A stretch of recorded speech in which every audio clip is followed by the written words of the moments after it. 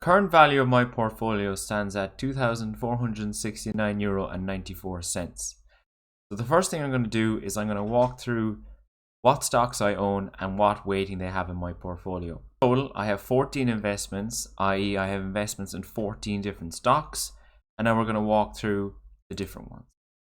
So first off, you may notice from this sheet that these are all dividend stocks. I'm going to discuss that a little bit later on my strategy for dividend stocks, but in my strategy as a whole, as it's evolved over the last couple of months and years, I will definitely be looking at different asset classes. This is just a section of my portfolio. So the first stocks I own are Intel, and then I have Microsoft, Apple, Realty Income, Coca-Cola, ExxonMobil, Walgreens Boots Alliance, Federal Realty Investment, Chevron, Kellogg's, 3M, Amcor, T. Rowe Price, and Kroger.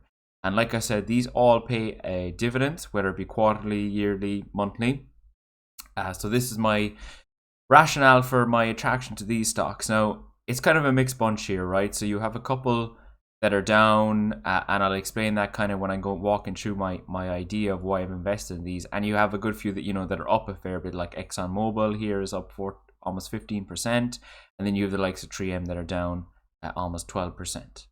All right, so I'm just going to walk through the weighting in my portfolio now. So I have one share of 3M, and bear in mind some of these are fractional, right?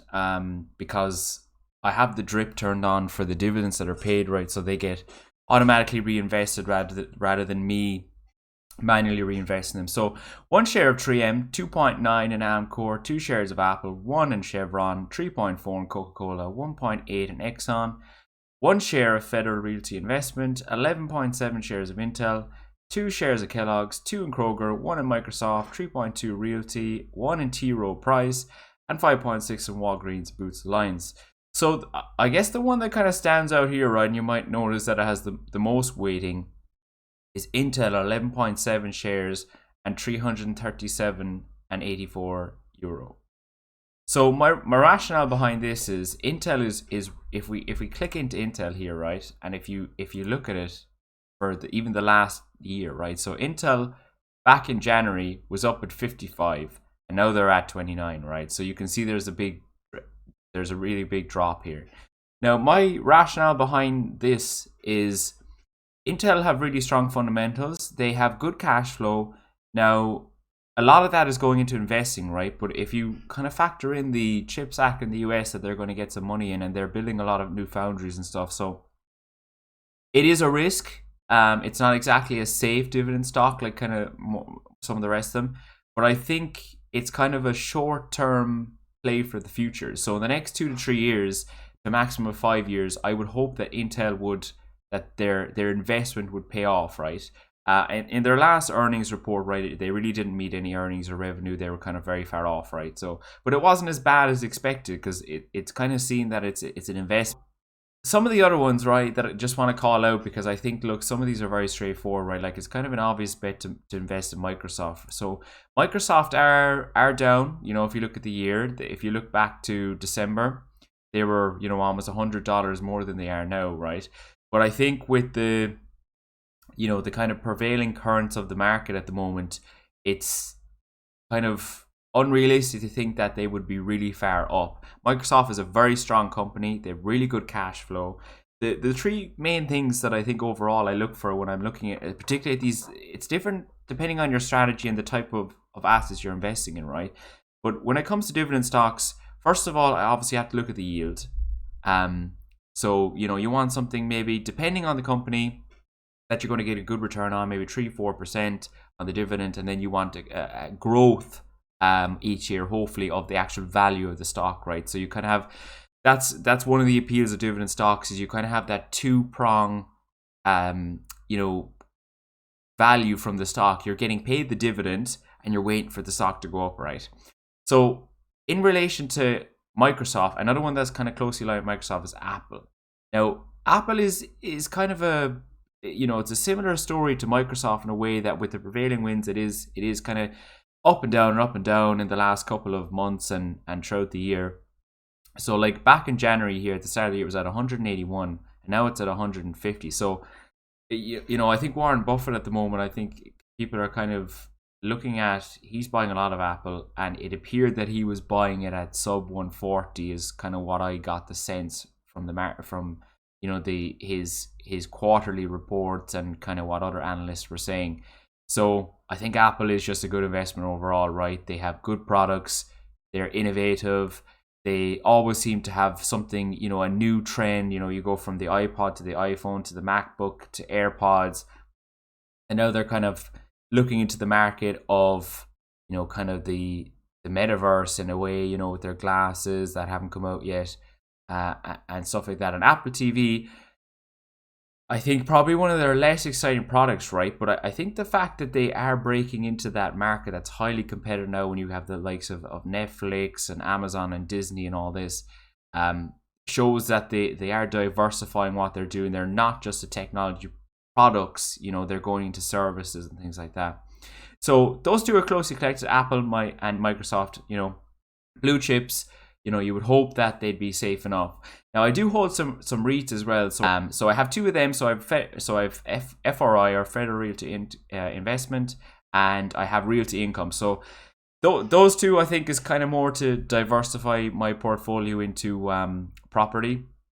And the thing about both, well, primarily Realty, right, is they don't really have in their portfolio, they don't have a lot of like really high luxury, like a penthouse apartment that's worth 10 million that could go months or years without being rented, or the minute there's a downturn, people aren't going to invest in that. They kind of own a lot of shop malls that are always kind of going to be people are going to invest in these things because there has to be shops, right, and houses that rent, and kind of similar enough with Federal Realty, but there is a slight difference. So I'm up actually quite a bit on Federal Realty, and I only bought this share I think in the last month. Realty I've kind of been dollar cost averaging into for a while. So it's kind of the main appeal of this really is you get monthly dividend payments from. So that's kind of the appeal of Realty, and it is a dividend aristocrat. It has been increasing its dividend over the last couple of years. So kind of some of the lesser ones now. I think before I go into kind of the ones that I'm less, are less interesting, highlighting Exxon and Chevron here. So a lot of my return is actually from these, right? And I think, naturally the price of oil is up, the demand is up since the pandemic closed. So Exxon and Chevron are up a lot. Like, I think Exxon is actually just a great company in general, right? Because I think they really are doing things outside of, fossil fuels. Whereas Chevron, I get the sense that they're really dedicated to that, right?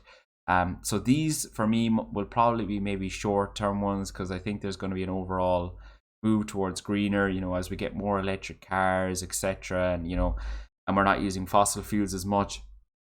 These will probably take a hit, especially when you kind of get to these milestones like 2030 and 2050, where the laws are coming into effect where you can produce more combustion engine cars, etc.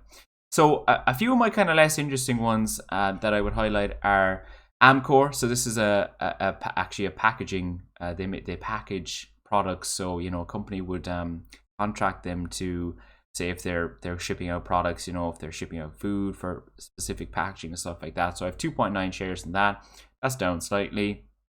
And then I have Kellogg's. So that, I think this is my only UK company. So Kellogg's in the UK and Ireland, around Europe. I think they are in the US a bit as well, where you kind of have cornflakes and stuff. So they do staple consumer goods, groceries, stuff like that. So look, even in recession, you need groceries, right? So I think this is probably a good bet. So then we have Kroger, T. Rowe Price, kind of, these were actually recommendations to me by other analysts and investors. So I'm up on the T. Rowe Price. I think this is a relatively new one as well. I've only had this since the last month when I did my investment cycle. So I invest a certain amount every month. And Kroger is actually up as well, right? So Kroger is a shopping chain, a supermarket chain, and they're actually, I think they're buying out another big, if the deal goes through, another big shopping market chain in the US. So they'll only grow, right? T. Rowe Price, kind of just sitting in there. I don't really know my long-term effect for this. I think this is kind of a short-term hold for me. I'm just seeing you know, how this, look, their fundamentals are pretty good, but in terms of my strategy on it, I don't really have a clearly defined one at the moment. Just that the fundamentals are good and it's a good stock to hold for the moment. Walgreen Boots Alliance. So I have a fair few shares in this one. So Boots kind of in the UK and Europe, and obviously Walgreens in the US. So it's a bit of a powerhouse, right? Because I know particularly in Europe where I am, Boots tend to have the best value in terms of kind of cosmetics and prescriptions, right? And I believe it's similar in the US. So my strategy is simple in that. These are goods. They sell goods that are always going to be needed. Prescriptions, you know, cosmetics to a degree. You know, kind of I suppose on the more necessary needs like shampoos, etc. You know, you're always going to need shampoo, soap, etc. And you're always, you know, people are always going to get sick, so they're going to need prescriptions. So I have a decent little, you know, kind of profit on this one already. So I think the only one here, Amcor. Oh yeah. So the final two here is 3M and which is the last? Oh, Coca-Cola. Yeah. So I'll just talk about 3M first, right? So I only own one share of this, and I think this is one of the first shares I bought when I was kind of starting this portfolio. So they had pretty good fundamentals, right? I think the reason that they seem to be down so much, since I bought them, is there's a lawsuit in a very large, I think they call it a class action in the US, about 3M's products, I think in relation to the earplugs for the US military. So if that kind of goes, you know, kind of goes awry, right, that means basically that they'll lose a lot of money. So at the moment I'm kind of just holding firm on this one, but I may drop this from the portfolio in favor of a better stock or asset.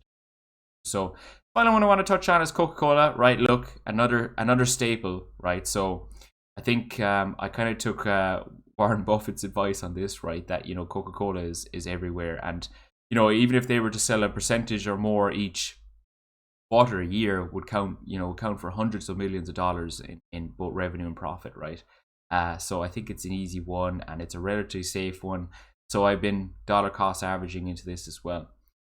So I think broadly, this portfolio is going to be dividends, right? So it's overall down at the moment 1.37%, right? So I'm not going to hide, you know, I'm not going to only do these videos when it's up, right? I think that's kind of misleading. So initially I started off, I think it was €300, and I've had this from July. So I'm investing for this, you know, investing each month in this for like 4 or 5 months, and then I've been investing kind of roughly 500 on average each month. So I started off with about €300, and then I invested 500, and then kind of, I think I had a higher month. So I am regularly growing this, right? And my strategy here is in this pie in particular. So I have a pie, and by the way, this is Trading 212 is the platform I'm using. So you can see here since the inception, which is, you know, I think kind of, it's just over 4 months, I've gotten €7.58 return in dividends, and I have auto invest turned on, right? So that means that every time a dividend is paid to me, it throws it back into the weighting in the pie, into the 14 investments here that are based on the weighting of each one of these.